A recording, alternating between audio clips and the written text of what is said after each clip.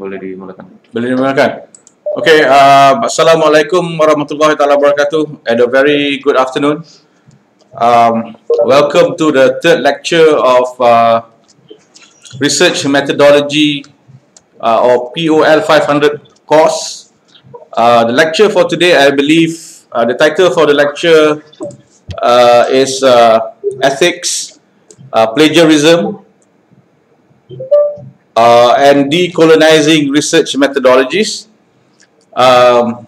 Before I begin, let me just say a few words about some housekeeping matters. You are required to log into your eLearn portal, and there is actually an exit survey that you have to take to give your feedback on this course. So please do so whenever you are free. I think the link will be in your eLearn, and you are strongly urged to respond to the questions in the eLearn regarding the, what you feel need to be improved, or how do you want us to make this course better for you and for future students. Okay. Let me begin by saying a few words about the lecture today. Our lecture today is on ethics, research, and decolonizing methodologies. But I do believe in your course outline, the title for today's lecture is Plagiarism, Ethics, and Decolonizing Research Methodologies.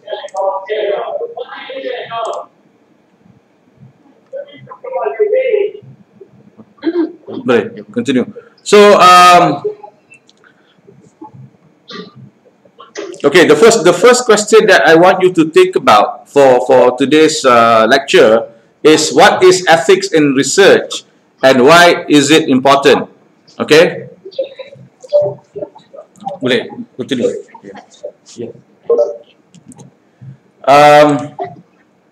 Let me just begin by saying that even though today's lecture might not have anything to do with your research problem or the title of your dissertation, I would like to begin by saying that this is probably the most important part of your research.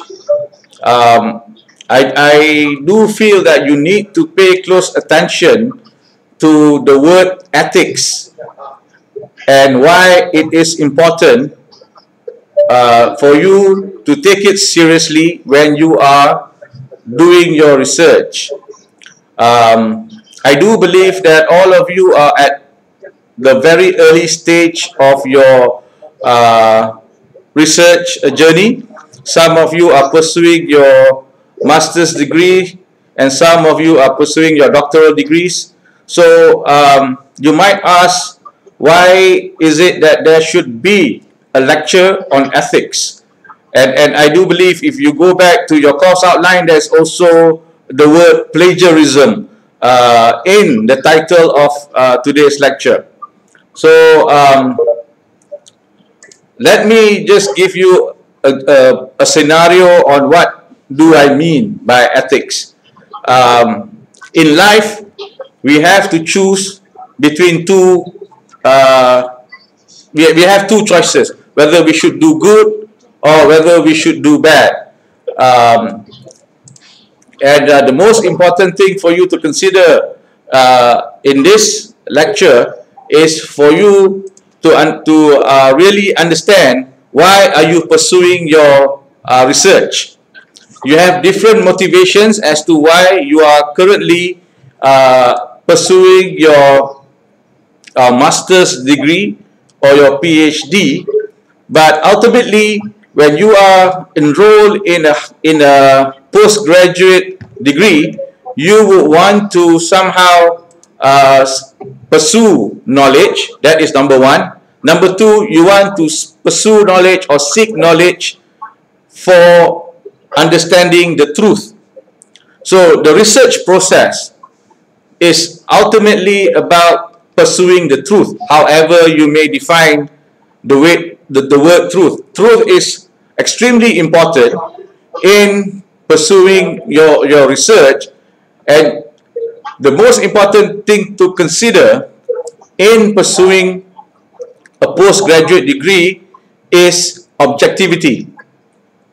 So, in defining ethics, or in talking about the relationship between ethics and research, the key word that you need to pay close attention to is objectivity. Why is objectivity important in research? Okay, I would like to bring your attention to one case. I will read a case that has to do with ethical problem or an ethical dilemma. Okay, and we would take it from there.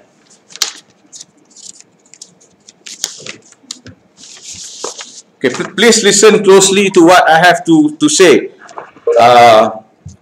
in this paragraph. Okay, Dr. T has just discovered that a mathematical error in his paper that has been accepted for publication in a journal, the error does not affect the overall results of his research, but it is potentially misleading. Please try to pay close attention to the ethical dilemma in this case. Okay? The journal has just gone to press, so it is too late to catch the error before it appears in print. In order to avoid embarrassment, Dr. T decides to ignore the error. Dr. T's error is not misconduct, nor is his decision to take no action to correct the error. Most researchers, as well as many different policies and codes, would say that Dr. T should tell the journal and any co-authors about the error and consider publishing a correction. Failing to publish a correction would be unethical because it would violate norms relating to honesty and objectivity in research. There are many other activities that government does not define as misconduct, but which are still regarded by most researchers as unethical. These are sometimes referred to as other deviations from acceptable practices that and include, and for postgraduate students, you have to pay close attention to this. Okay, these are some examples of ethical breach. Okay, number one is publishing the same paper in two different journals without telling the editors. Okay, before I proceed, can all of you hear me clearly? Do you have any questions before I move on?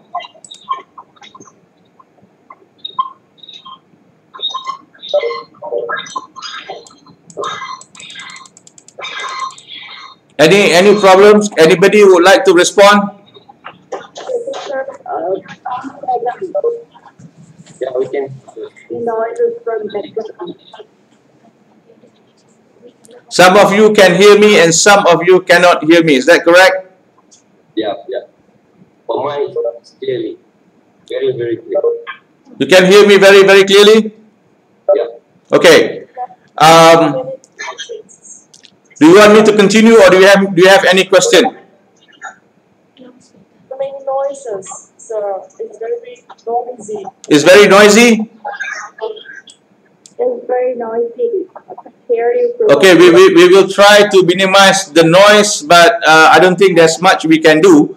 But let me just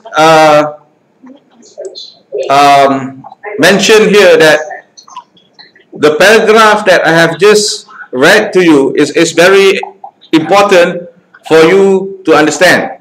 All right, we need to understand what is the ethical dilemma. Okay, before we proceed, I think for those of you who are not saying anything, you should just turn off your microphone. please turn off your microphone. Okay, if your microphone is on, it will interfere with our lecture. Please turn off your microphone, and I think the reception will be a lot better. Okay, all right. Let me just read the paragraph again so that you can really understand what I'm talking about. All right. Dr. T has just discovered a mathematical error in his paper that has been accepted for publication in the journal. Okay. An academic has discovered that there is an error in his article that has been accepted in a journal. The error, however, does not affect the overall results of his research, but it is potentially misleading. The journal has gone to press, so it is too late to catch the error before it appears in print. In order to avoid embarrassment, Dr. T decides to ignore the error. Okay? The author has decided not to contact the journal and to inform them that there is an error in his article. Dr. T's error is not a misconduct, nor is his decision to take no action to correct the error. Most researchers, as well as many different policies and codes, would say that Dr. T should tell the journal or maybe his co-authors about the error and consider publishing a correction. Failing to publish a correction would be unethical because it would violate norms relating to honesty and objectivity in research. Remember, at the very beginning of the lecture, I mentioned the word objectivity. So all of you are still very early in your research process. You need to pay close attention to the word objectivity, the word ethics, and the word plagiarism. These are the three main sins in pursuing your postgraduate degree. You cannot plagiarize. You have to abide by a very high ethical standards. And number three, whenever you are putting together your research design, it has to be objective. Okay? So in this case, this author has discovered an error in his article, but he has decided not to inform the journal. So that is the ethical dilemma. Should he inform the journal, or should he just remain silent? So that is the ethical dilemma. So in this case, the author has decided not to contact the journal, but that decision in itself is not a misconduct. It is not against the law, but it is against morality and it is against ethical standards. Okay? So when you are writing your thesis or when you are submitting an article to a journal, you should be following a code of conduct or a very strict ethical standards. You need to bear in mind that you cannot publish the same paper in two different journals without telling the editors. This is against the norms and also the ethical standards in higher education and in the academia. Number two, you cannot be submitting the same paper to different journals without telling the editors. This cannot be done. And also not informing a collaborator of your intent to file a patent in order to make sure that you are the sole inventor. But the third example is not applicable to the social sciences. Most of you are either in the social sciences, the arts, or management. And in these disciplines, we do not really deal with patent. Okay, but if you are in the sciences, patent is something that is important. All right. The next thing that you cannot do is including a colleague as an author on a paper in return for a favor, even though the colleague did not make a serious contribution to the paper. So in this case, when you are publishing your article, you should not include the name of your friend or the name of your supervisor if he or she does not make a serious contribution to a paper. Only someone that has made a serious contribution to the paper can be included as a co-author. Okay. The next thing that you cannot do is discussing with your colleagues confidential data from a paper that you are reviewing for a journal. You cannot also use data, ideas, methods you learn about while reviewing a grant or a paper without permission. You cannot use an inappropriate statistical technique in order to enhance the significance of your research. You cannot bypass the peer review process and announcing your results through a press conference without giving peers adequate information to review your work. You cannot conduct a review of the literature that fails to acknowledge the contributions of other people in the field or relevant prior work. And you cannot stretch the truth on a grant application in order to convince reviewers that your project will make significant contribution to the field. So these are the things that you have to consider when you are embarking on your research. So you need to pay close attention to the things that I've mentioned, and you need to bear in mind that writing a thesis or a dissertation is actually an exercise that is very, very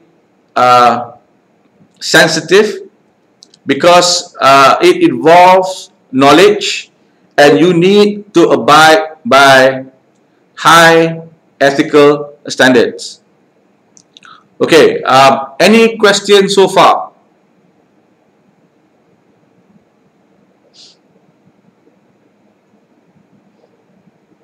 Diorang tak boleh on dia punya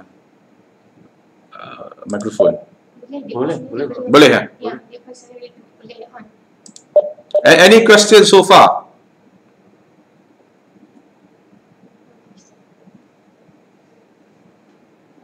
Questions, sir. Can you say that again? I don't have questions. I understand all. Oh, okay, that's very good. Okay. For the last half an hour or so, I have been talking about the research process, and I understand that all of you have just registered for your or you were just enrolled in the postgraduate program here in USM, and I do believe that you are in the process of preparing your research proposal, and preparing a research proposal is actually a very challenging task. It is not easy for you to prepare a good research proposal, and in preparing a research proposal, there are also a lot of ethical issues that you have to deal with. Okay, I have mentioned about an academic, maybe a prominent academic that has actually discovered an error in his paper, and he has not even informed the journal that there is actually an error in his journal article. But that in itself is not against the law, but it is against moral principles. All right, or it is against ethical principles. And when you are preparing your research proposal, you need to be truthful in reporting the literature review that you have done. You need to bear in mind about the kind of data that you are going to gather. Does it involve dealing with other human beings? Or how are you going to gather your data? Are you going to use the statistical tool? Are you going to do in-depth interviews? Are you going to embark on a case study? So there are many ways that you can collect your data. But the most important thing is when you are collecting your data, it has to be done in accordance to an acceptable practice in the academia. You might have to get a clearance from the ethical committee.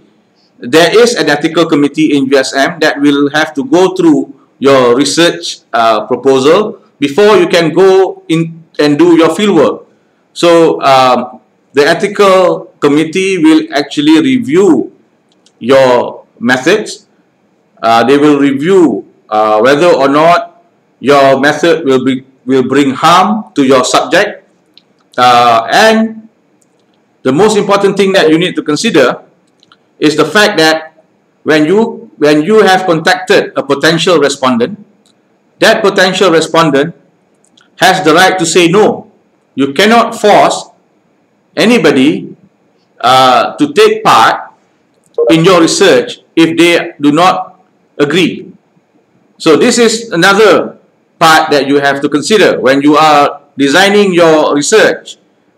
When it involves human beings, or in the sciences it might involve human testing or animal testing, and so on and so forth. You have to pay close attention against any ethical breach. So in the social sciences and also in the humanities or in the arts and so on, most of the time we will be dealing with other human beings because they will be our respondent. So when you have chosen your respondents, the first thing that you need to do is to get their permission.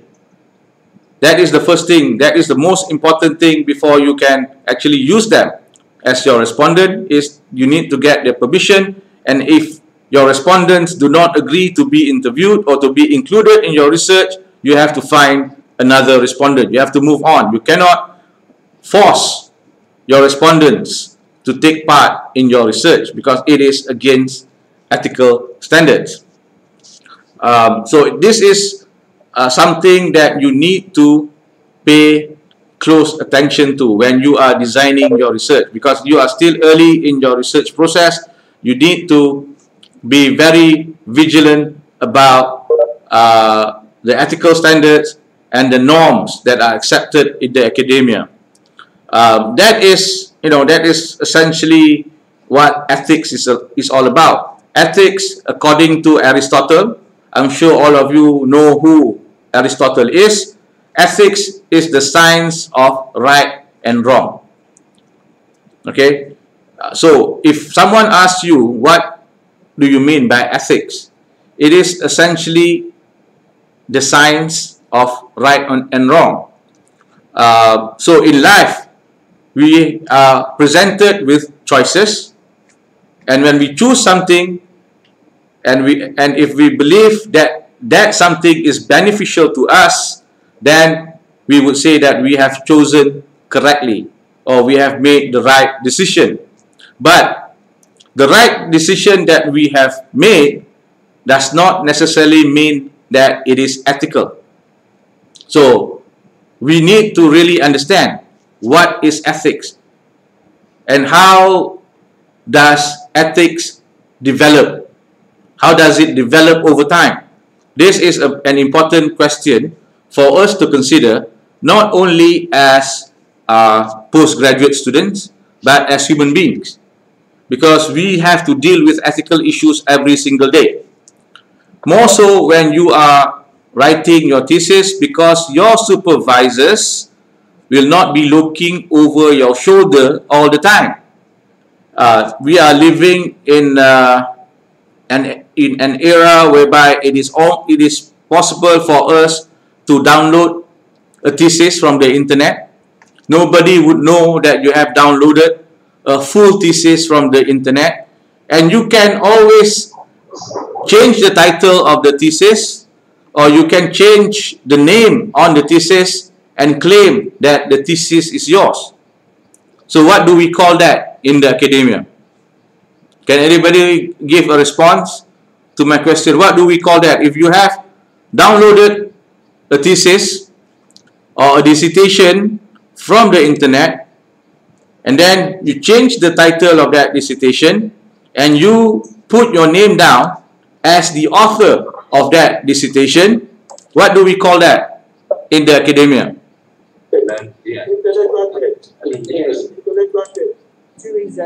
Plagiarism, right? So plagiarism is not accepted in the academia. It is a big sin, and if the university finds out that you have plagiarized, you will be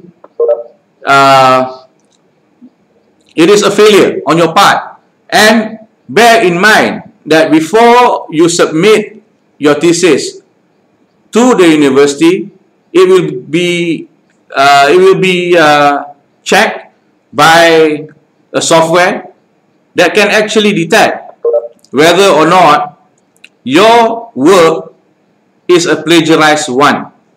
So even though we think that we might be able to get away with plagiarism, now that we have softwares that can actually detect whether or not your work is a plagiarized one, you have to think really hard, you know, on whether or not you are going to go down that road, whether or not you want to plagiarize. Because plagiarism is easy, because there are so many sources out there that you can always cut and paste into your work. But there's also a way for your supervisor, for the university to know that it is not an original work and you have to plagiarized.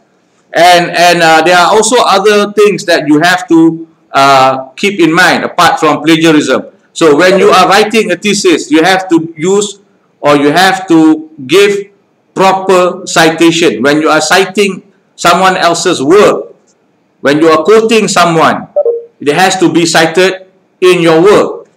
Okay, that is why I mentioned at the very beginning that objectivity and high ethical principles are very important when you are writing your thesis, because all of you will be writing your thesis very soon.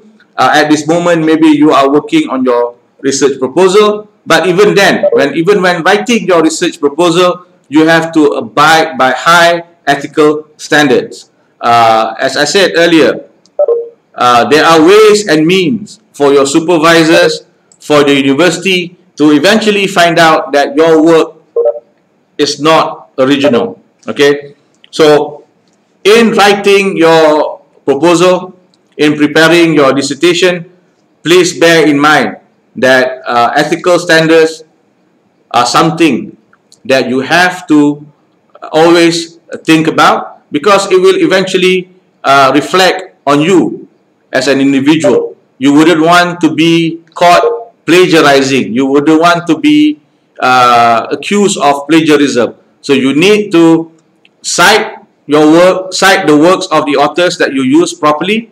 You need to use proper referencing. Okay, these are the things that you can learn between now and when you are writing your thesis. Your supervisors will be able to give you proper guidance on how to do proper citation, or even without the guidance of your supervisors, you can always use you can always go on the internet to find out how to properly cite sources and how to write a proper bibliography. There are many different styles of writing, of citing an author and writing references. There is the Chicago style, American Psychological Association way of doing things. You know, there are many ways of doing proper citation, and this is something that you can find out on your own, and you should be doing that at the moment because you are going to write a proposal. So when writing a proposal, proper referencing and proper citations are very important. If you do not know how to do proper referencing and proper citations, you should start doing a bit of research on how to do proper referencing and proper citation. It is available on the internet. Sometimes it is, you know, an open source. It is free, and most of the time, you know, you can always look and do a bit of research and find out how to do these things. Okay. Apart from that, there are also ways for you to do proper citation by consulting with your supervisor. Your supervisor might have his or her preferences in on how to write citations and also referencing. You know, some people might use footnoting, or some people might use endnotes. So these are the things or the procedures that you have to follow, and it is something that is required of you as graduate students. Any questions so far before I move on?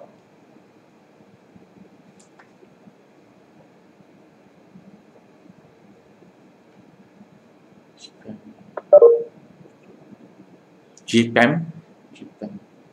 All right. I've given you a scenario. I've given you a scenario whereby someone has actually found out that he has made an error in his journal article, but he has not informed. But he did not inform the publisher. So we are talking about a moral dilemma here, and a moral dilemma is not necessarily the same thing as a legal dilemma. Okay, so let me just begin by saying that we are now discussing about rules that can actually decide between what is right and what is wrong. So basically, I think we should go to the first slide. Okay, let's just look at the first slide.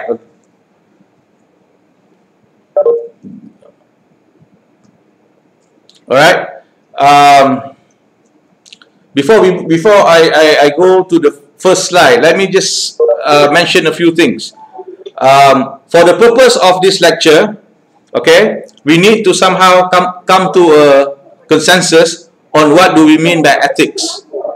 So generally speaking, ethics or morals is essentially about the rules that distinguish between right and wrong. So when we talk about what is right and wrong, where do we get the sources from?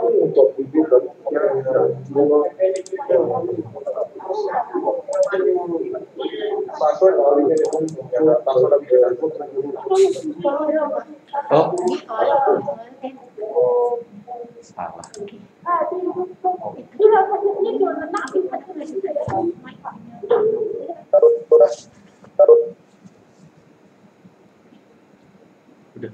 Okay. All right. Let's go back to what I've said earlier. When we talk about ethics, or when we mention the word ethics or morals, it is essentially about the rules that distinguish between what is wrong, what is right, and what is wrong. Where do we get the sources from? Where do we actually, how do we establish the rules of conduct? Okay. Generally, when we talk about the rule of conduct, there is such a thing as the golden rule. This is more applicable to those who profess in Christianity, the golden rule. What is the golden rule? The golden rule is do unto others as you would have them do unto you. So if you are a good Christian, you would have, come across the golden rule. That is, do unto others as you would have them do unto you. Okay. So if you are you are in the medical profession, or if you are a lawyer, and this is more so with the medical profession, there is what we call a code of professional conduct. I think you have heard of this. Most of you would probably heard of this. A code of professional conduct in the medical profession, and it is called the Hippocratic Oath. I'm sure all of you have heard this oath, the Hippocratic Oath. That is, what is the Hippocratic Oath?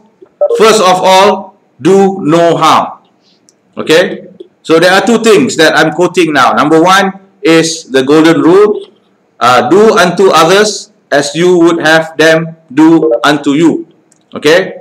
And another one is a professional code of conduct. This is applicable to the medical profession. It is called the Hippocratic Oath. What is the Hippocratic Oath? First of all, do no harm. And if you are a believer in Judaism, there is something that is called the Ten Commandments. What are the Ten Commandments? One example is, thou shalt not kill. Thou shalt not steal. Okay? This is part of the Ten Commandments. And generally speaking, ethics or morality develop from a particular religion. Okay? Maybe in the Chinese tradition, you use the sayings of Confucius as a basis for morality. Okay? And in many ways, the most common way of defining ethics is as norms for conduct. Okay, this is how we are going to define ethics for today's lecture. It is a norms for conduct that distinguish between acceptable and unacceptable behavior. Okay? And how does this develop? It is developed through many years, many eras, and generally speaking, norms and morality are the product of religious beliefs. Okay? So we develop our ethical standards, we develop our morality from religion. So it depends on what religion we believe in. But all religions promote a code of good conduct. Whether you are a Muslim, whether you are a Christian, a Jew, a Buddhist, a Hindu, and so on and so forth, all religions actually have a code of conduct. And this code of conduct, whether you call it the Golden Rule, or whether you call it the Ten Commandments, or whether it is the sayings of Confucius, or the sayings of Buddha, and so on and so forth, this will develop into morality, okay, into a code of conduct. So the code of conduct is based primarily on religious belief, and of course over time there are also other ways of establishing the norms for conduct, especially in the West, because when we talk about the West, there is a tension between religion and the secular world. Okay, even in the secular world, we cannot run away from ethics. Okay, even if you are not a believer, you do not believe in any religion, even if you are you are an agnostic, you still have a code of conduct that you would want to follow. You cannot run away from the issue of morality. Okay. Any question before we proceed?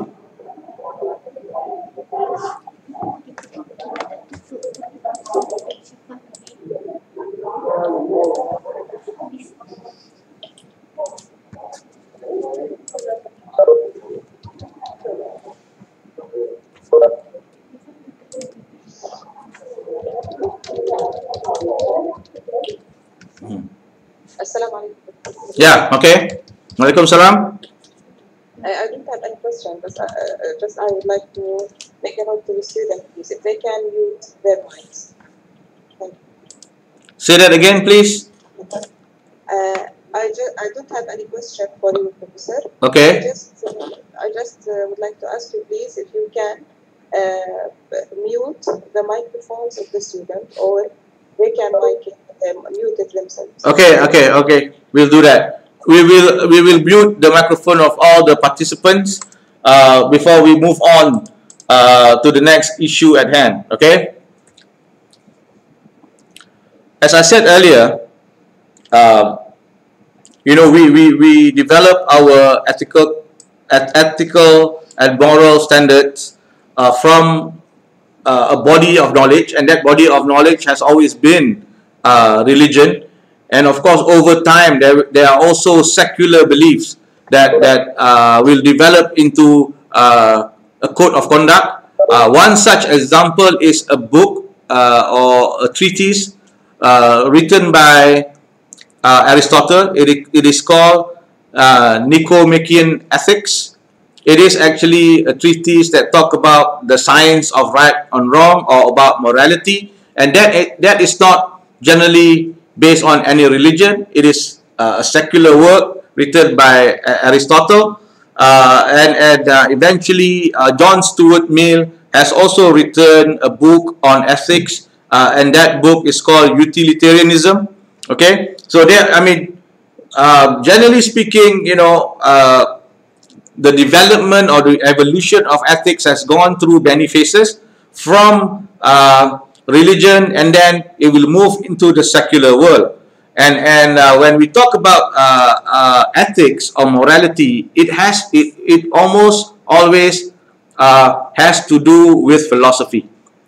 So it is very philosophical in nature. You cannot run away from philosophy if you want to get into the discourse, in the ethical discourse. It is always based on philosophical argument. Okay, but for our purpose, we will not be going into a philosophy, but I would want you to understand what we mean by ethics.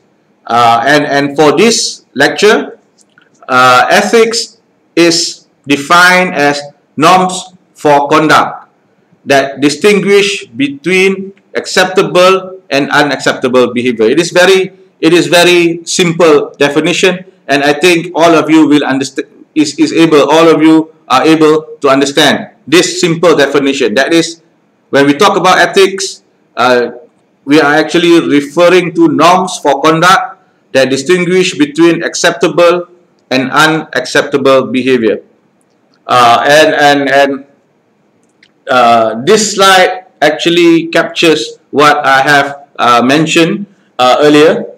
Most people learn ethical norms at home. Okay, we learn what is right and what is wrong from our parents. Okay, we cannot run away from that. The first lessons, or the first lesson on ethics, will come from your parents. Okay, your parents will tell you when you are very young what you can and cannot do, and they will explain to you why you cannot do certain things. Okay, and then from home you will move to preschool, and your teachers will tell you what can and cannot be done. All right, and if you are a believer, you'll probably go to church, you'll probably go to a mosque, you'll probably visit a temple. But as I said, the body of knowledge on ethics will generally come from your religion. Okay, and of course in other social settings as well. When you are working, you have to follow certain rules. You cannot do as you please, okay? You cannot just go to work and steal. You cannot go to work and destroy the property at your workplace. So these are not acceptable way of behaving, okay? When you are interacting with other human beings, you have to follow certain rules. You cannot steal. You cannot, you know, when you are driving, you still have to follow certain rules. So we cannot run away from a social setting whereby there are certain norms that we have to follow. So where do we learn all this? You know, it is through the process of socialization. In the beginning, the family is important. When you are still young, the family is the main source of information on how to behave. So when you move on to a different level, when you go to school, you will have to follow what the teachers say. You cannot break the rules when you are in school. And what will happen when you break the rules? You will be punished. Even when you are young, when you do something that is unacceptable by your parents, there will always be consequences. You will be punished. Okay? And even in religion, you know, when we talk about sins, it is when you have sinned, you need to repent. You have to ask God for forgiveness because you have actually breached the norms or the morality of what is accepted and what is unacceptable behavior. So generally speaking, you know, when we talk about ethics, it is essentially about behaving or norms of conduct that distinguish between acceptable and unacceptable behavior. Okay? So that is what ethics or morality is all about. And you know, when I said earlier that Aristotle defines ethics as the science of right and wrong, I think that definition is pretty much the same as what I have said now. Okay, what I have just said, that is norms for conduct that distinguish between acceptable and unacceptable behavior. So where do we get our lessons or our knowledge on ethics from? You know, there are many different social settings that we can actually acquire the acceptable way of behaving. As I said, if you have deviated from the acceptable way of behaving, generally what will happen is that you will be punished. And when we are punished, we know that we have actually breached certain rules, certain laws, or certain acceptable way of behaving. Okay? So, you know, when we talk about ethics, you know, we feel that it is second nature. We always think that we know what is ethical and what is unethical. So if ethics is common sense, you know, when we think about ethics, we think that it is commonsensical. We know how to distinguish between what is right and between what is wrong. Then why do we have so many disagreements in the world about what is acceptable behavior and what is unacceptable behavior? So there is always this disagreement that happen in the world about what is acceptable and what is unacceptable insofar as the norms for conduct is concerned. Why do we have this dispute about what is right and what is wrong? Okay? Any question?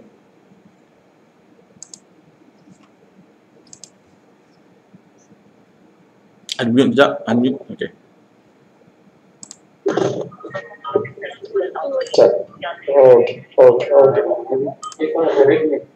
Bising. Any question? No. No? Okay. The answer no. All right. Okay, we move on. Next slide. Next slide.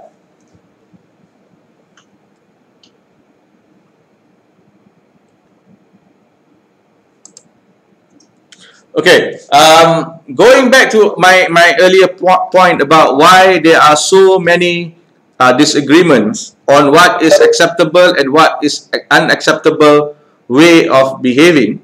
Okay, one possible explanation of these disagreements is that all people recognize some common ethical norms, but they might interpret it differently. Okay, so I said earlier that two or more people will have disagreement on ethical issues, even though we say that we know what ethics or norms of conduct are, but then again there will always be disagreements among people on what is right and what is wrong. What is a plausible explanation for that? Okay, one possible explanation for this disagreement is that people recognize, even though people recognize that there are some common ethical norms, but they interpret, apply, and balance them in different ways. Okay, because this has to do with their own values and also their own life experiences. So two people might have different set of values, two people might have different set of experiences, but and they will disagree on certain ethical issues, and this is normal. All right. A good example would be two people could agree that murder is wrong.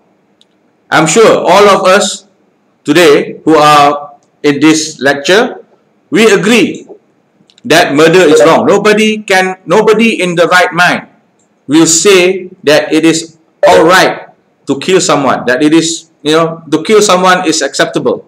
No, it's not acceptable. Murder is always viewed as something that should not be done by anybody. All right, and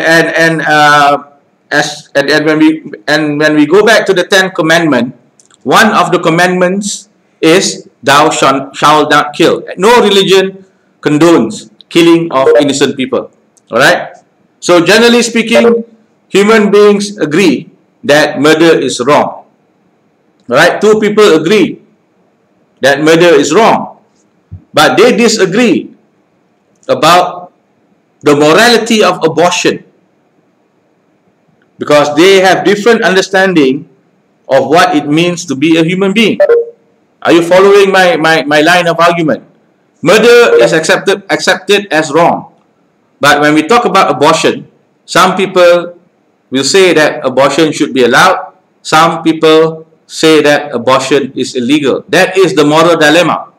Okay, more so in the United States of America. In the United States of America, there is this huge debate on whether or not abortion is legal or illegal, or whether abortion is acceptable norm of conduct or is not an acceptable norm of conduct. So this is the so-called moral dilemma. All right. So we move on to the next slide.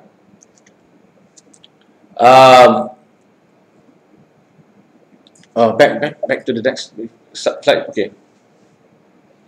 So when we talk about ethics and when we talk about morality, we should bear in mind that even though our laws, our rules of conduct and so on are based on moral precepts, but morality and law are two different things. All right. So this slide is essentially talking about the difference between morality and law. Okay. Most societies also have legal rules that govern behavior, but ethical norms tend to be broader and more informal than laws. Although most societies use laws to enforce widely accepted moral standards and ethical and legal rules, use similar concepts. Ethics and law are not the same. Okay, I've said that in the beginning. Ethics and law are not the same. An action may be legal but unethical, or illegal but ethical. So I hope that you are following this line of argument, okay? An action may be legal but unethical, or illegal but ethical. All right?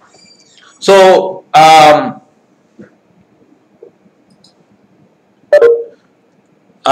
have a question here from Mr. Sajjad, and the question is: are these moral standards almost same in all over the world? My answer to that is not necessarily. Okay. Of course, if we talk about morality, if we talk about ethics, the dominant discourse in the academia is a discourse that is dominated by the West. So generally, if we follow the Western philosophers, then they would say that morality and ethics are the same all over the world. But my answer to that is quite straightforward. You know, moral standards are developed, as I said in the beginning, from your own belief system. Okay? Moral standards and ethical standards are developed from your own belief system or your own value system. And I've mentioned this earlier. I've said that, you know, generally speaking, these standards will be based on a body of knowledge, and that body of knowledge is your belief system or religion. Okay, if you are a secular person, then you have a different way of evaluating what is right and wrong, but you still have to evaluate an action or a conduct, and you have to look at it from a moral standpoint. Okay, so going back to my point earlier about the difference between morality and law. An action may be legal but unethical. Let me give you an example about what is legal but unethical. For many years, if you follow the race relations in America, especially in the South of the United States of America, there is what is called segregation. There is what is called the Jim Crow laws. You know, so if you go strictly by the law in the South, in the United States of America, before the civil rights movement came about, it was legal for a white man to discriminate against a black person. It is legal. You know, when you go to school, you go to different schools, and when you ride on a bus, there are different seating areas for blacks and for whites. Water fountain. One water fountain is designated for the whites, and another water fountain is for the colored people. So that is legal, okay, but it is unethical. All right. So laws can be valid, but at the same time, laws can be challenged from the moral standpoint. So discrimination can be done in accordance to law. For example, you know, in South Africa, there was apartheid in South Africa before Nelson Mandela became the president. You know, South Africa practices discriminations against the black people in South Africa. That was done in accordance to law, but of course it is not acceptable morally speaking. That is why you have to challenge laws that are unethical or immoral. Laws can be challenged, and one way of challenging immoral laws or unethical laws is by engaging in peaceful civil disobedience. All right. There's a question. Of course, ethics will evolve over time. It depends on what is the trend at the moment. But certain things are constant over time. For example, murder. Nobody will say that murder is acceptable, even though you are living in the 21st century, or maybe in the future. Murder is not acceptable. We all agree that human life is sacred, something that has to be protected. The COVID-19 pandemic is an example whereby everybody agrees that human life is sacred, and that is why people agreed that they should be quarantined if they are sick. So because we believe that human life is sacred. Stealing, for example, nobody in the right mind would say that stealing is acceptable. Stealing is always unacceptable. Murder is always unacceptable. Robbing someone is unacceptable. Okay? And if you were to steal someone's idea in the context of the academia, that is unacceptable. Whether it is in the 21st century, or whether it is in the future, or whether it was in the past. So certain things are constant. Morality is constant. There will be some changes here and there, but over time, moral standards will be improved because we have better understanding of human nature, or because we have better understanding of a particular phenomena from the scientific community. So morality, ethics, and so on will always be something that people will uphold no matter what. Okay, so if we do not abide by high moral standards, then what we will have in our hands is problems such as corruption. We talk about corruption is a major problem in many Asian societies. If we talk about corruption, it is always almost rampant in many so-called third world countries. But it is under control in some societies. For example, Singapore is a society that does not really condone corruption. Japan has a very high moral and ethical standards, and people abide by these standards in their behavior. In some societies, in some South American countries, you will find that there are high incidences of corruption, high incidences of crime, and so on. If we do not abide by the right way of behaving or the right norms for conduct, then we will have a lot of moral issues cropping up from our own society. Morality and norms are much better than the law. If we subscribe by a good code of conduct, then we do not need to worry about the law. The laws are in place because people have deviated from the norms for conduct.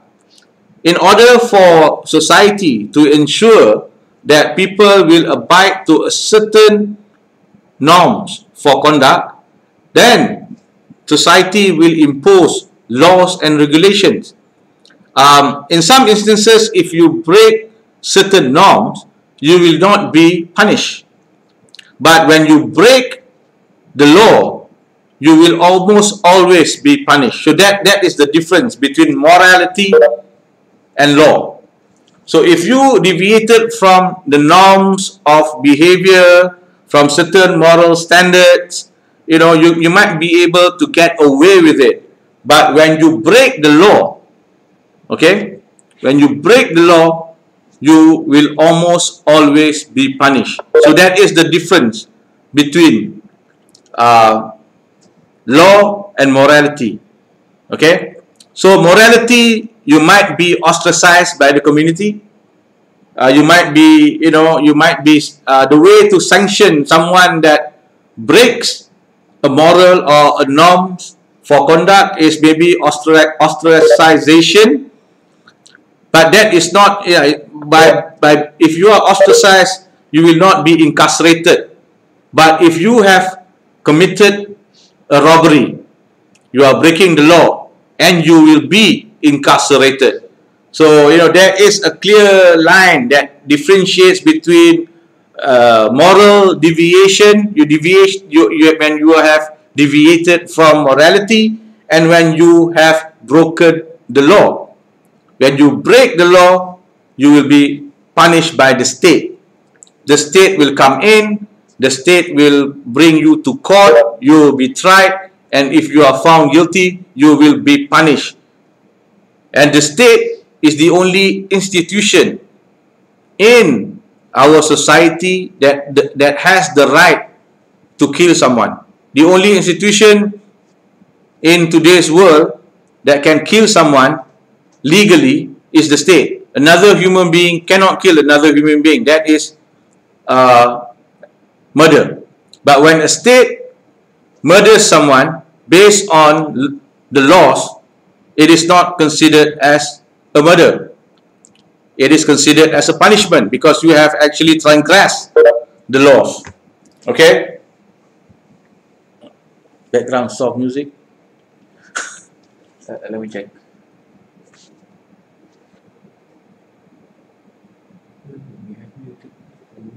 Okay, we will look into this soft music. Someone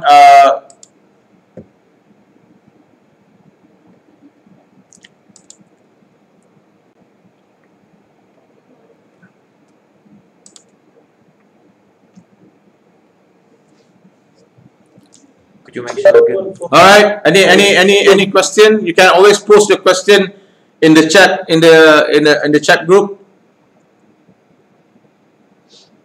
All right, any other point that you want to raise before we move on?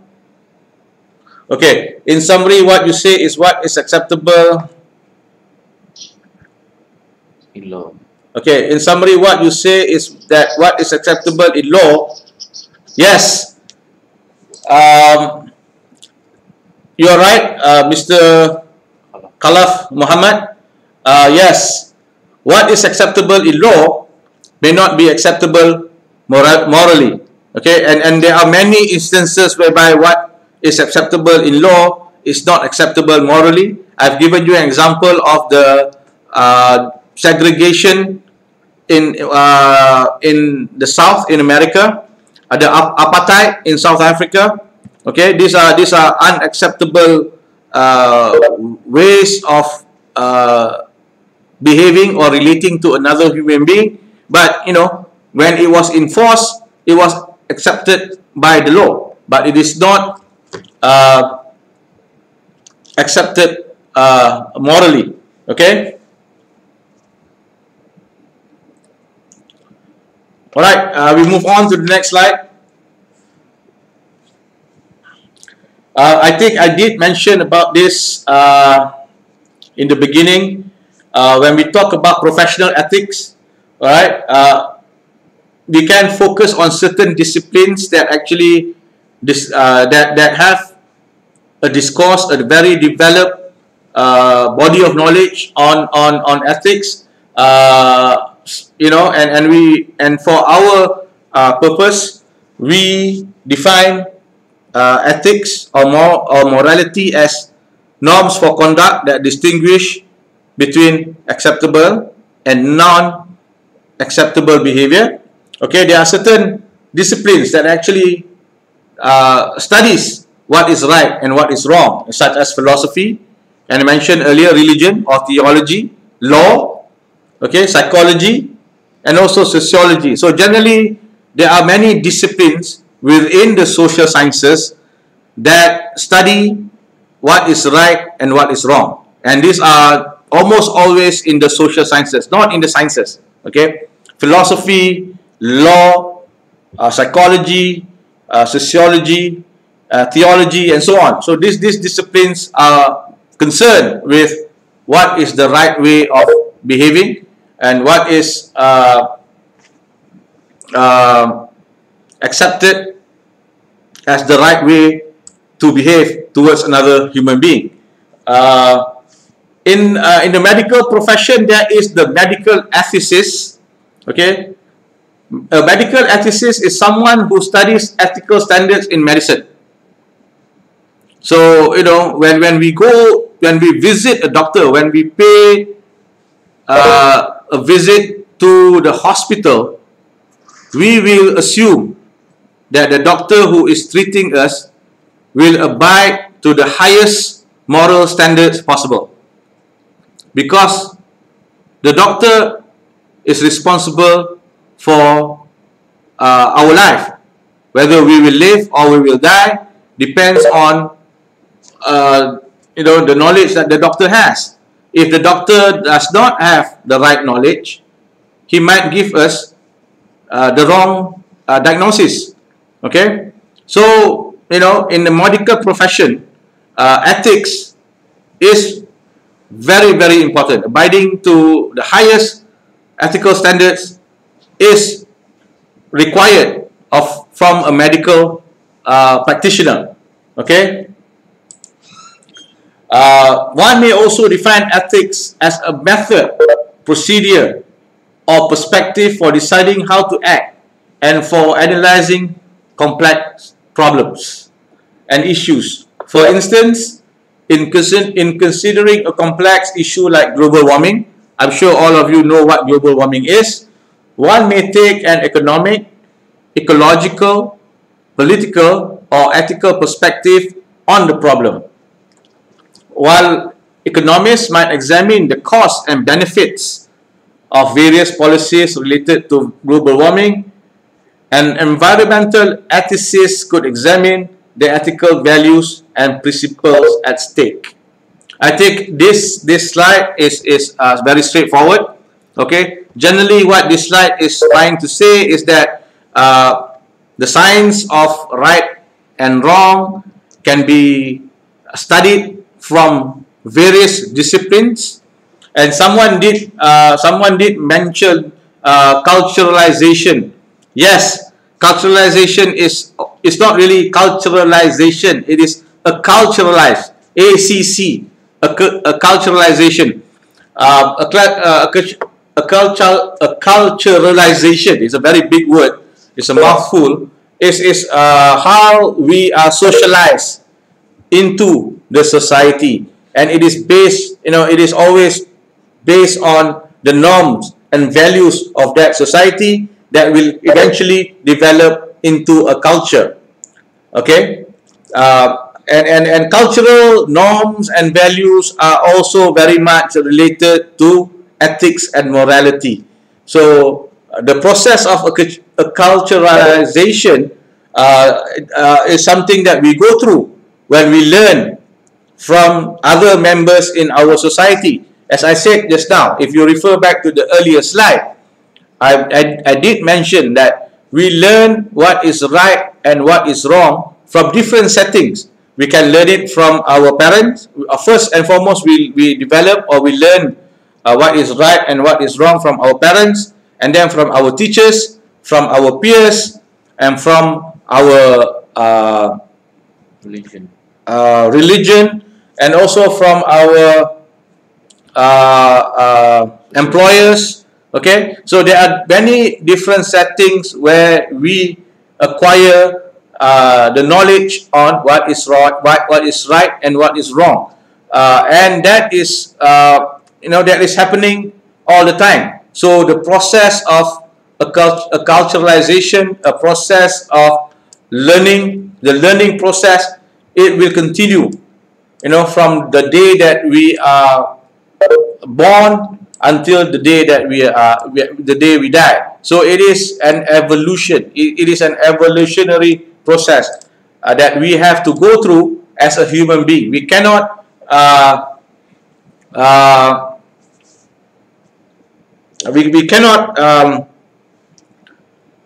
run away from learning what is right and what is wrong throughout our life. Another example to illustrate illegal but ethical. Illegal but ethical is you know, when you go against a law that is unjust. Okay, for example, if a people that are being suppressed politically, you know, by another group, when your rights as a human being is being suppressed by a dominant power. For example, the struggle between the Palestinians and the Israelis. You know, it is illegal for the Palestinians to throw stones at the Israeli army. Okay? But it is ethical because they are actually going against a power that is suppressing them. And then another example is what is happening in Myanmar right now. The struggle between the people and the military in Myanmar. It is illegal for the people to rise up against the military dictators, but it is ethical because they are fighting for their rights. So these are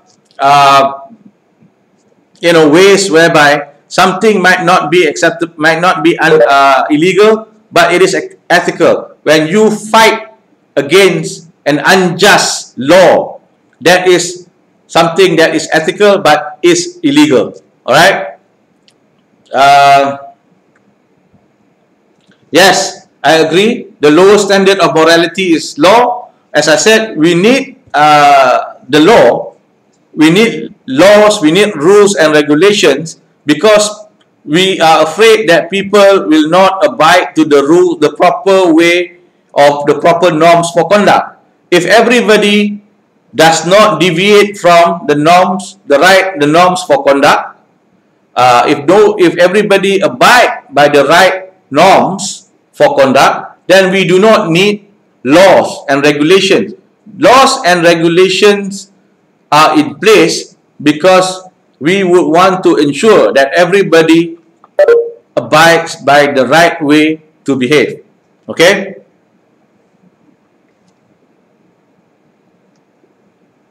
What else?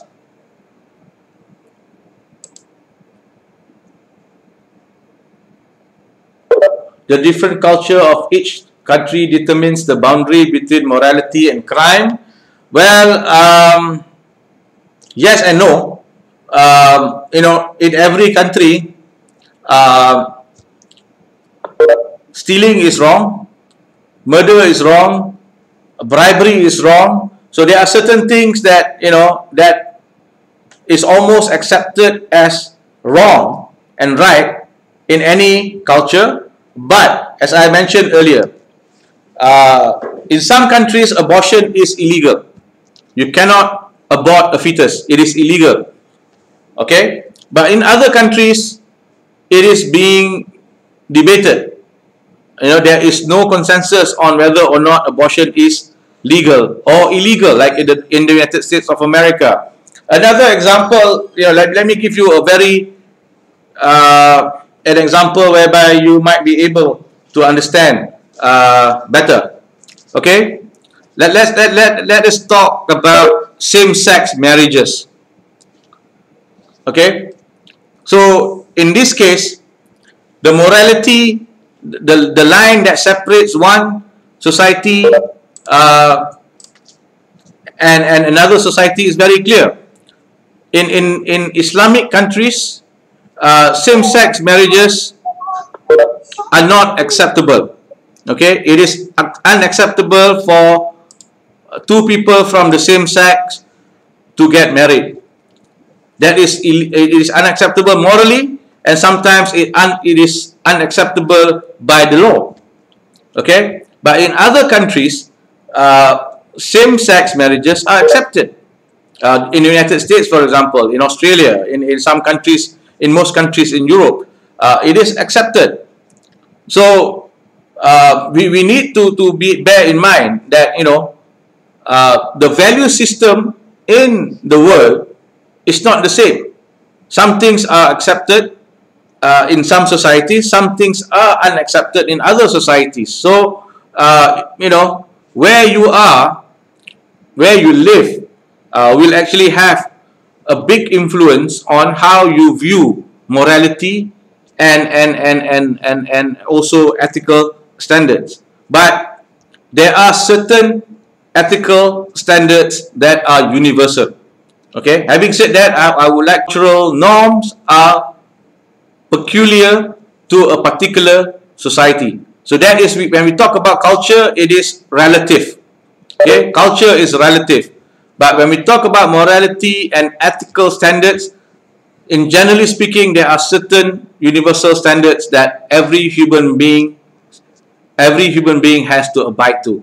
All right. Okay. Let's move on to the next slide. Okay. Let's go back to our major discussion, that is ethics in research. Okay. There are several reasons why it is important to adhere to ethical norms in research. I did mention at the very beginning that the ultimate aim of any research in the academia is objectivity. Okay. First, norms promote the aims of research, such as knowledge, truth, and the avoidance of error. For example, prohibitions against fabricating, falsifying, or misrepresenting research data from the truth and minimize error. Okay? When we embark on a research project, we will want to do our best. We will want to ensure that when we are designing our research, it will minimize error as much as possible. Okay, we want to minimize error as much as possible. We wouldn't want to misrepresent our findings, and we don't want to fabricate our own data. Okay, please do not do this. As researchers, as postgraduate students, you have to be very clear on this. You cannot fabricate your own data. That is unethical. Okay. You might not be arrested for fabricating your data. Here again, we are treading a very fine line between morality and law. There might not be any laws that are against fabrication of data, but fabrication of data is morally unacceptable. Okay. Next slide.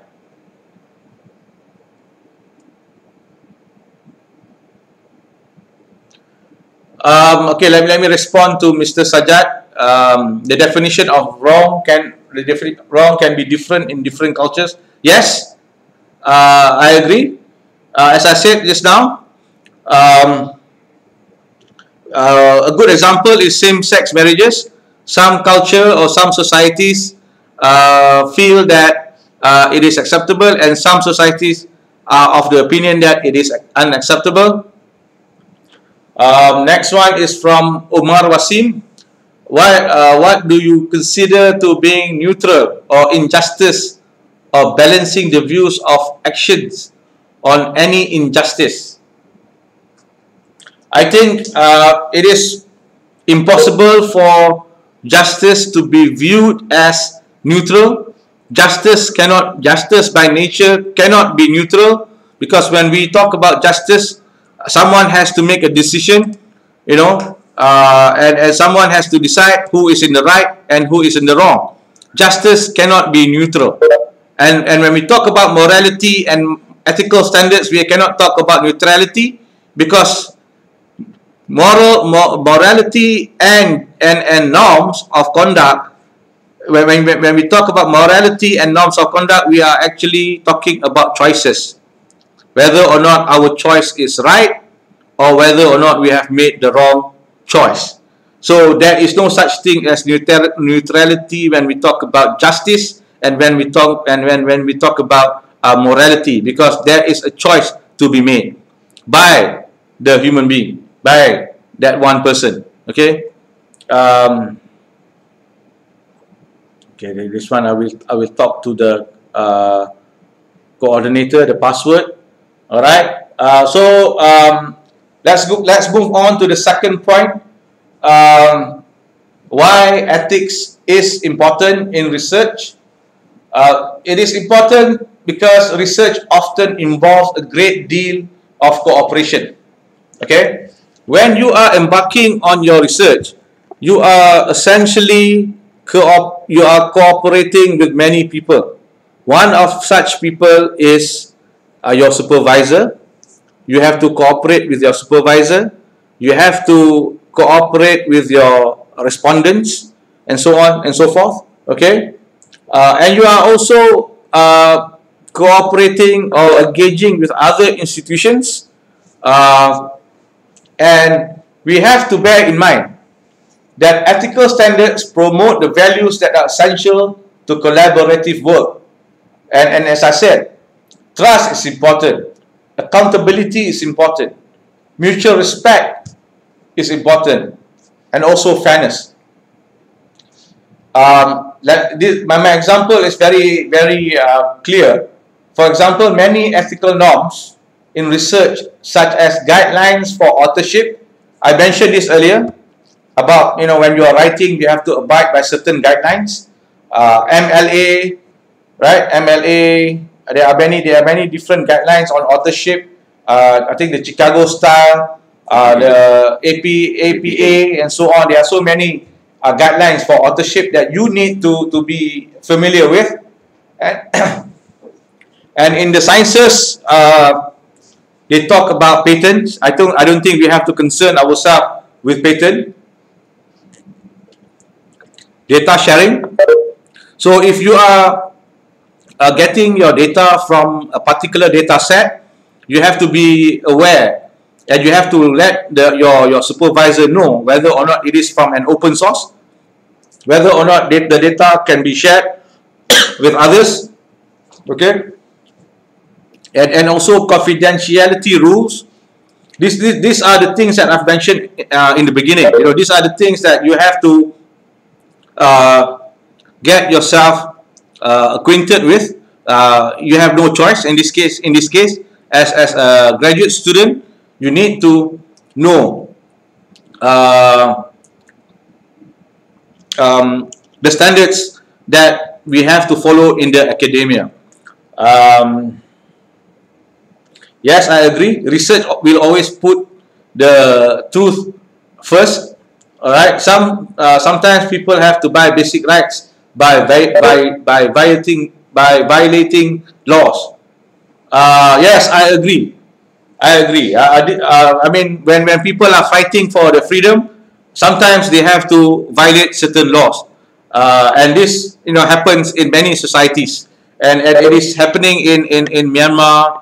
The Rohingyas are being suppressed. Even the Myanmar people are also being suppressed at the moment, and in order for them to buy their freedom, they definitely have to violate certain laws. But it is an ethical thing to do. All right. Next slide. Thirdly, many of the ethical norms help to ensure that researchers can be held accountable to the public. Sometimes we do have this idea that when we are embarking on a research project, we are not accountable to anybody. That is not true.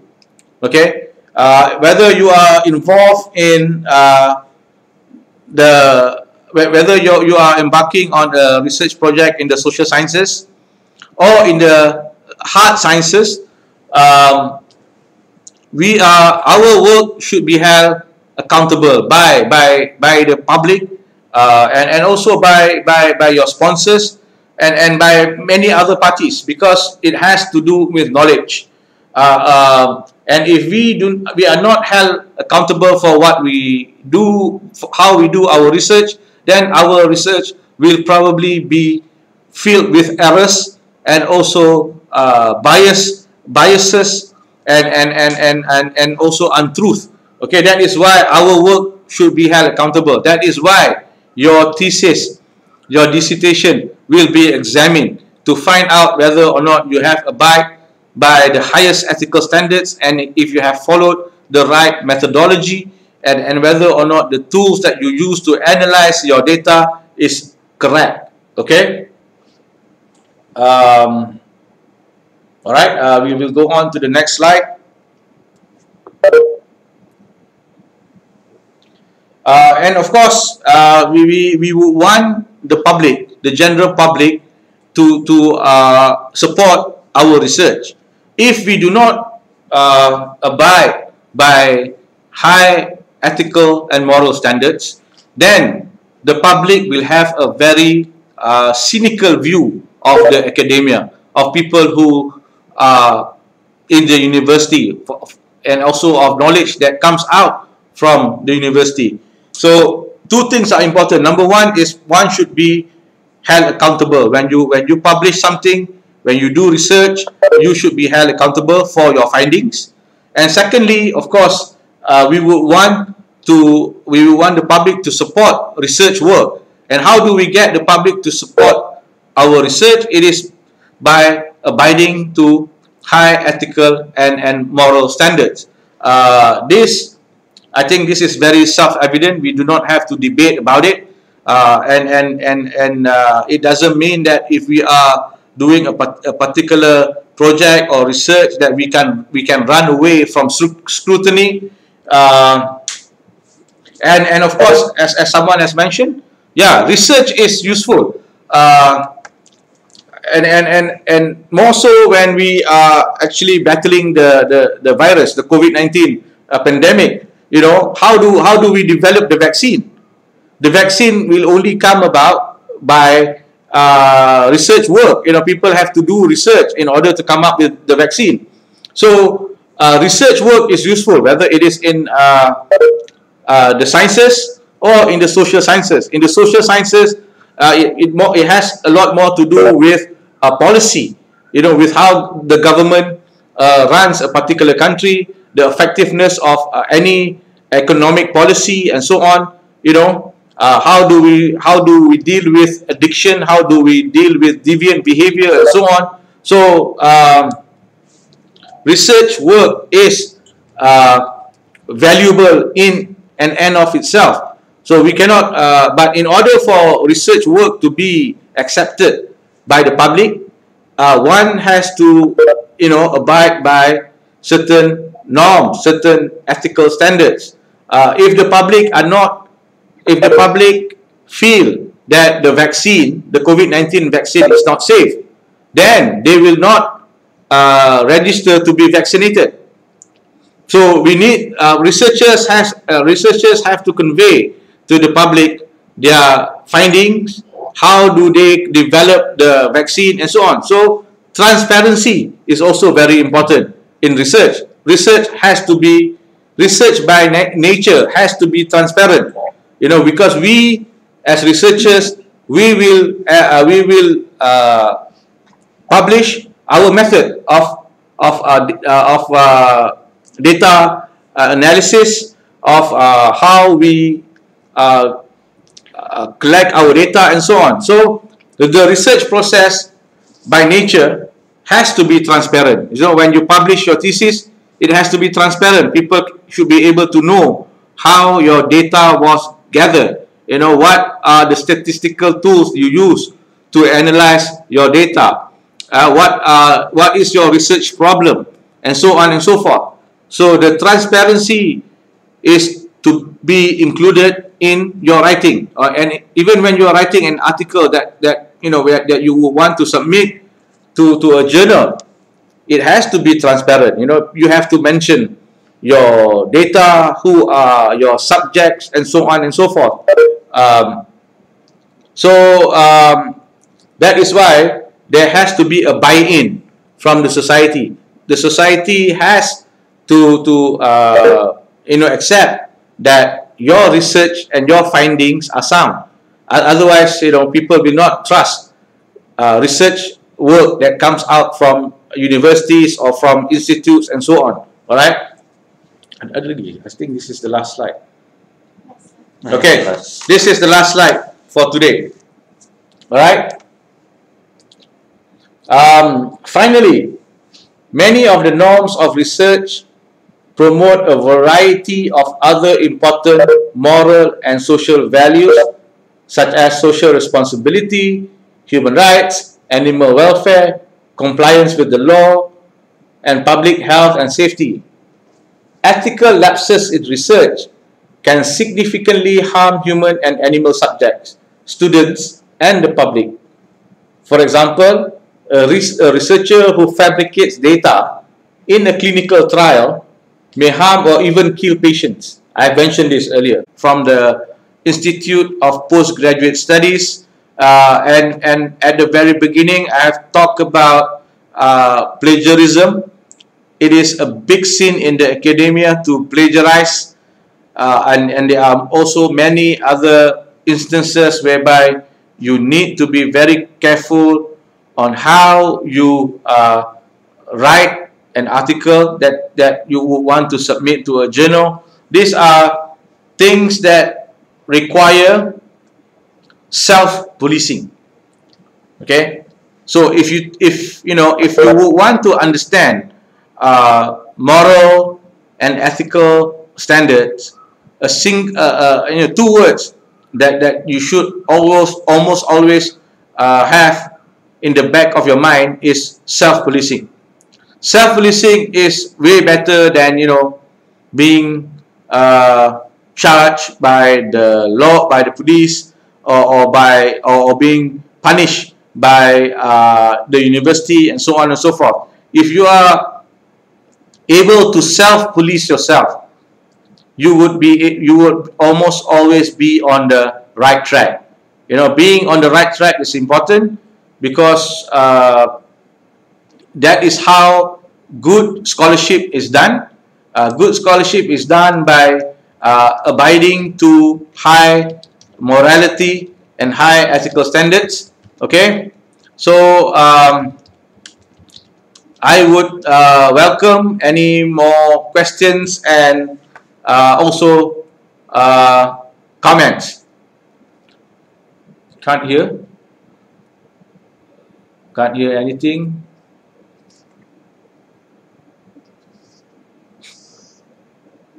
Rajesh, how do we respond to this? I have made a mistake and chose the absent. I have no idea. If you have missed, the lecture, if you have just joined us, the lecture will be uploaded in YouTube. You can always follow the lecture on YouTube. You can always send us an email if you have any questions.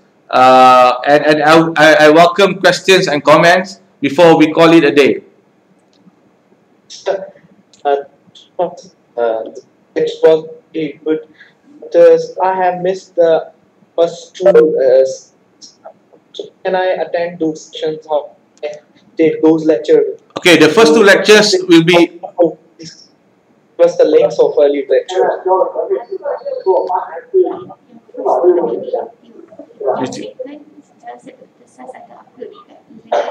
Okay, you can follow the first lecture on YouTube, Yeah. right? And they can check in their account, their e-learning account. Okay, please go to your e-learn account, and you should be able to follow the first lecture in the e-learn. The second lecture is also available in the e-learn, but the first lecture is also available in YouTube, and this lecture will be available in e-learn as well as in YouTube. So if you have missed the first two lectures, you don't have to worry. You can follow the lectures from your e-learn account.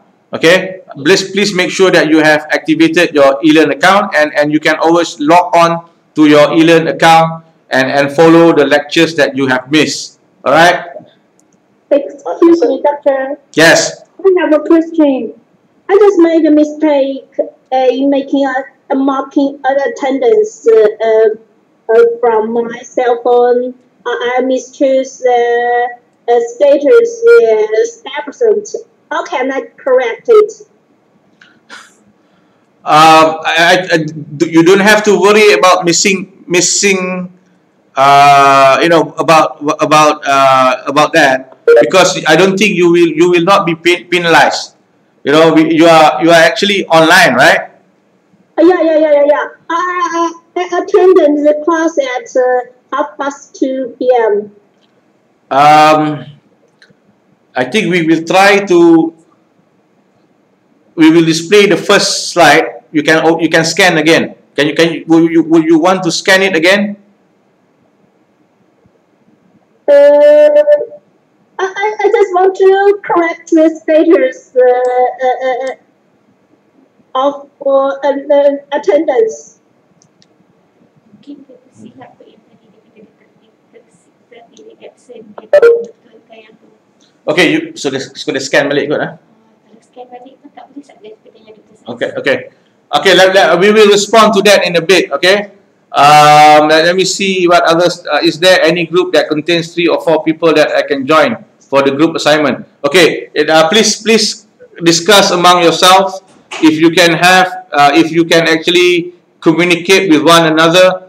You can always join a group that does not have enough members. Okay.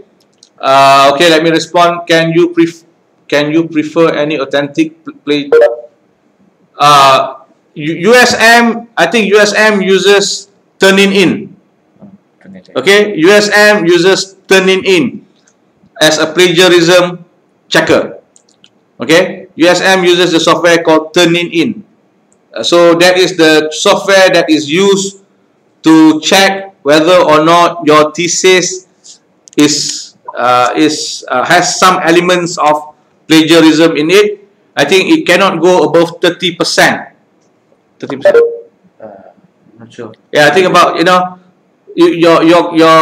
the similarity content in your thesis cannot go above 30%. If it is more than 30%, then it is not accepted. Okay. So if the similarity content is below 30%, that is all right.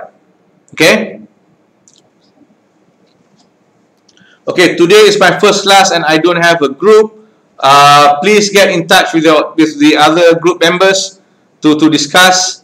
To Mr. Adam Muhammad Hassan, can you chat with the other group members to find out if they still, you know, if they need someone in their group? Okay, and I think next week we will get back to this issue of group members and so on. If you have problems, then you can always email us directly. Okay. Could have more information about this course. Please visit the eLearn.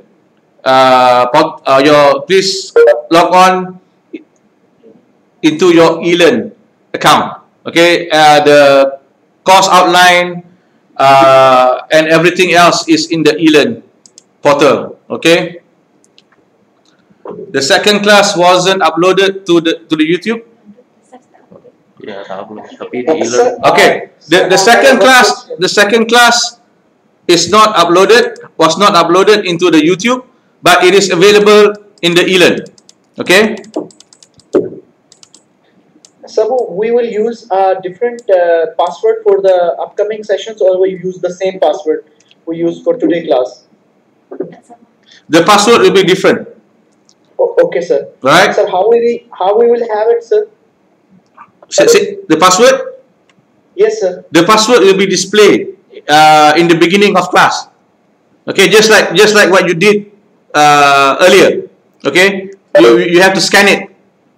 There will be a QR code. There will be a QR code in the beginning. All you have to do is just scan it. Okay. Okay, sir. All right. Thank you very much. Sir, I have a question. Yes. That's some of our students that remark the absent. So how should I correct to we are not late or absent?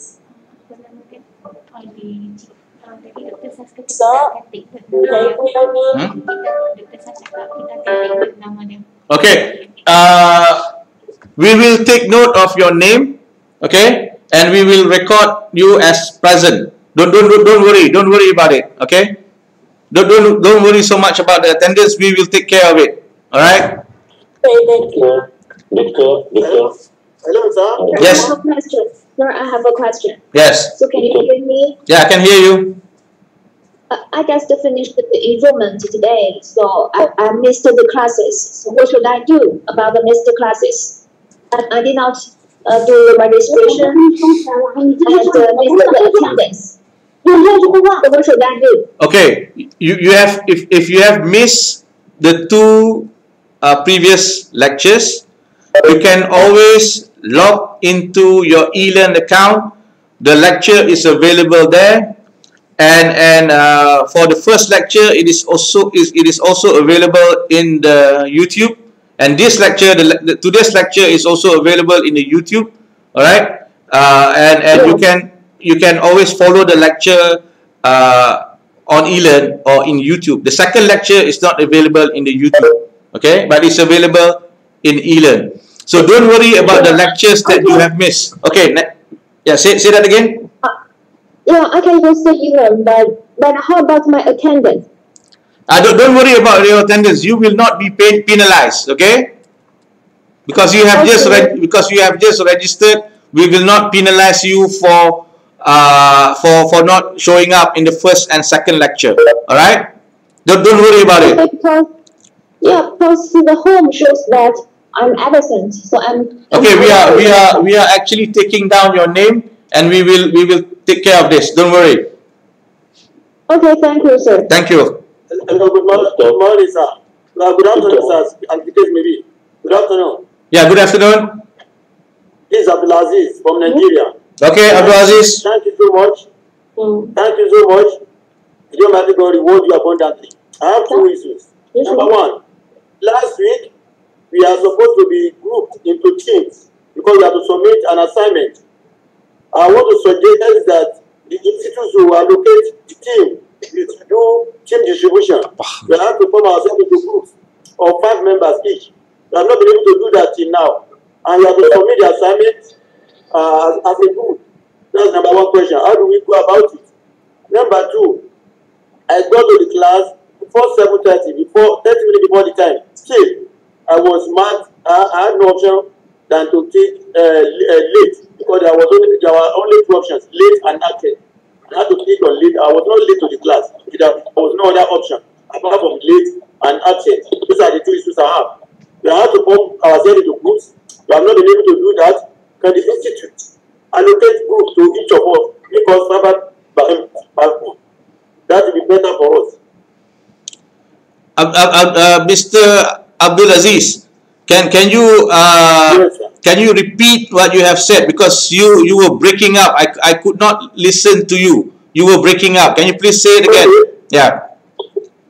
Let me be speaking my words one by one. Okay. Number one. Yes. Number one.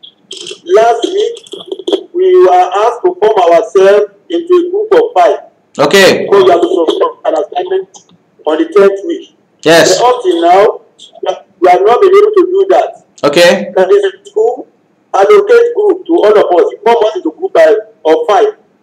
Okay. Do that for us. All right. Because we are not located in the same place. It has not been easy for us to do the semester teamwork. Okay. To come in. All right. All right. Number 2. Yes. Number 2. I go to the class about 30 minutes before the time. Yes. And when I was to mark the attendance, I was given only 2 options: absent or late. Okay. All right. And I had to click on late. There was not late, and I was given 50%. Okay. How do I correct it? Okay. Point taken. Insofar as the group formation is concerned, let me get back to my colleagues. Okay. And we will try to find the best way to solve this problem, okay, of grouping. Okay. And we will get back to you by next week on how this problem should be addressed. Insofar as your attendance is concerned, please don't worry too much about whether you are late or whether you are absent. Okay, we will take note that you are present, even though if you are, you showed up a bit late and so on and so forth. You no need to worry about that, because ultimately you will not be penalized for being late or being absent. The most important thing that you need to, yeah, the most important. Say that again. Thank you so much. Yeah. Don't worry too much about that. The most important thing for you to bear in mind is that if you miss a lecture, please go to your eLearn account and listen to the lecture again. And I will talk to my colleagues about the group formation. We will try to solve this problem as soon as possible. Okay. All right, Mr. Abdul Aziz. Okay. Thank you very much. Thank you. Sir, I have one more question I want to ask. Yes. Sir? Yes, I'm listening. Yeah, your background sounds inside my hair. So I just wondering if there are anyone take charge of or Okay. We will look into this. And we will make sure that next week there will be no noise interference. But I don't think we can do much, because you are in China, I am in Malaysia, someone is in Nigeria, and another person is in the Middle East.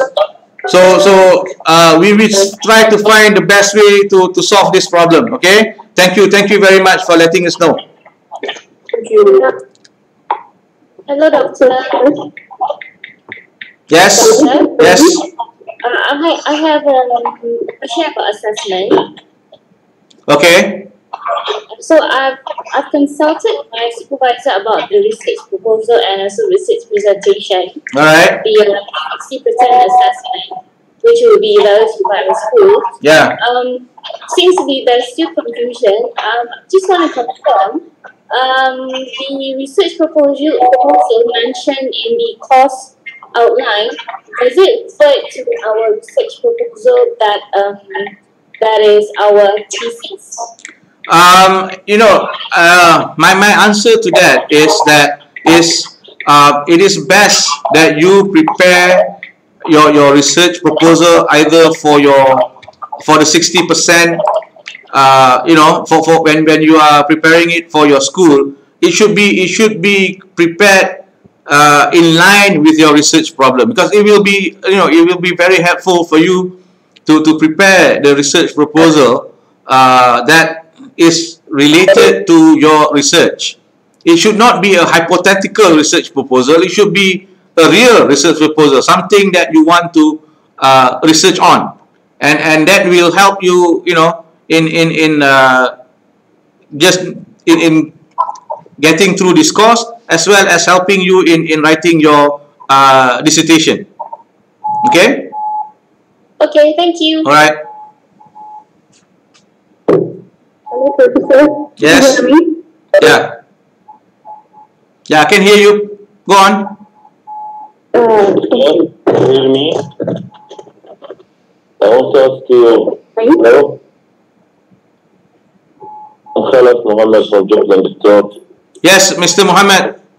How can I help We you? are hearing you. Yeah. Can you hear me? Doctor. Okay, Doctor. Okay. I'm from Jordan, Doctor, and I have registered lately, Doctor. I couldn't join the last lecture. Hello? Yes. Yeah, go on. Continue. Please continue. I can hear you. I didn't know my group. Should I join with them or cooperate with them? What can I do? So?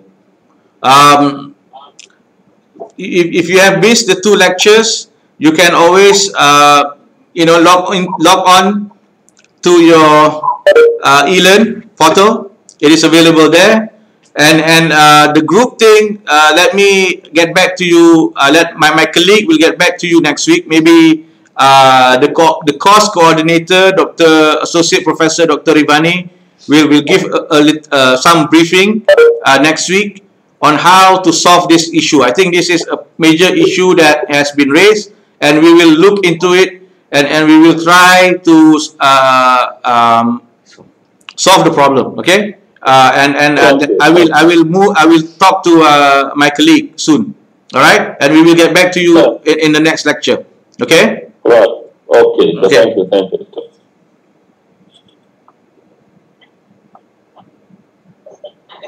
Assalamu alaikum, sir. Walaikum salam. Professor, I have a suggestion. Okay. Because like we have a very big number of students in the class. Yes. Is it possible to divide us in certain certain way that like each major would have a different lecture? So far, everything was general. Okay. But from now on, I believe it would be specific to certain things, right? Okay. All right.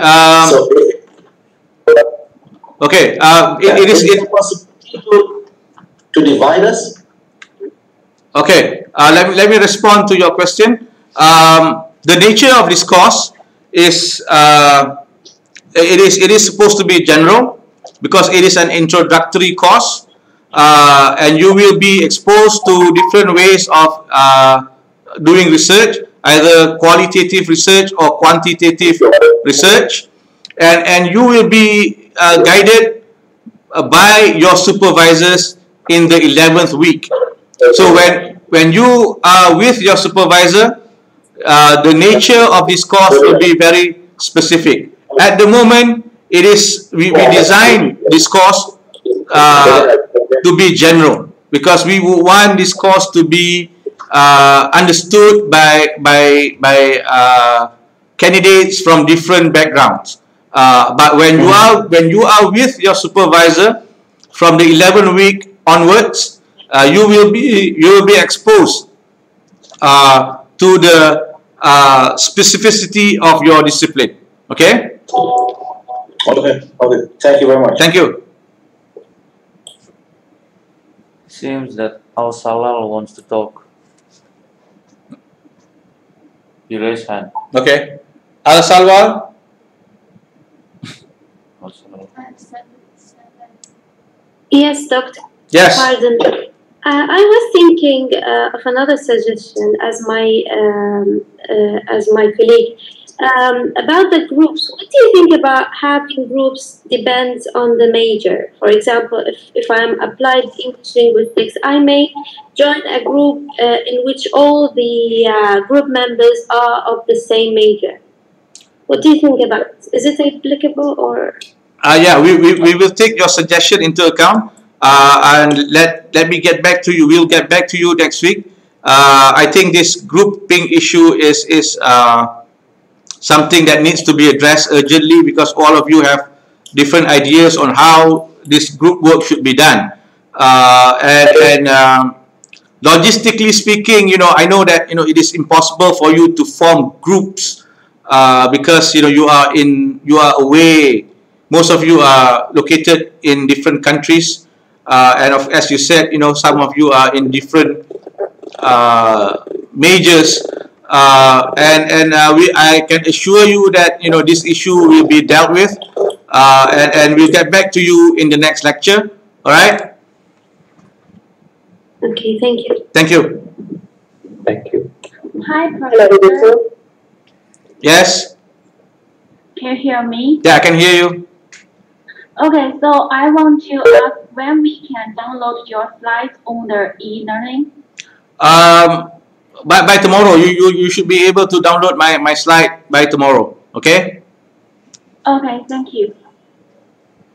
Hello, Professor. Yes. Excuse me, I have one question.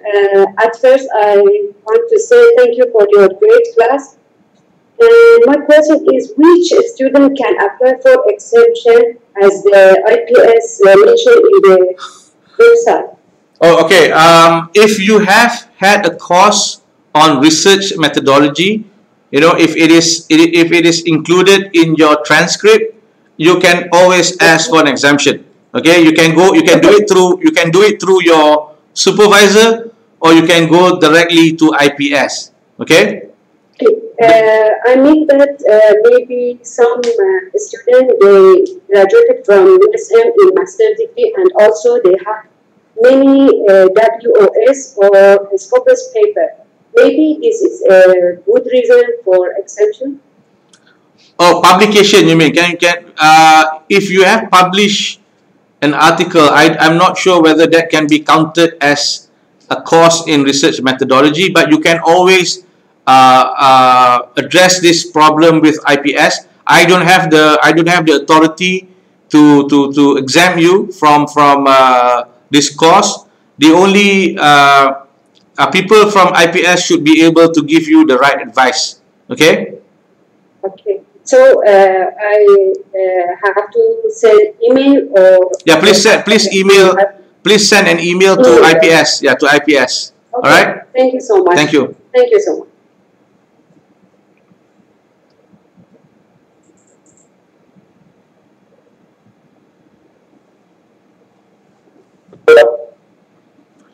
All right. If there are no other questions, we will definitely address your problems, especially those related to the group formation, and I will convey your concerns to Associate Professor Dr. Rivani very soon, and we will try to find the best way to solve this grouping issue by next week. And as I said earlier, don't worry too much about attendance.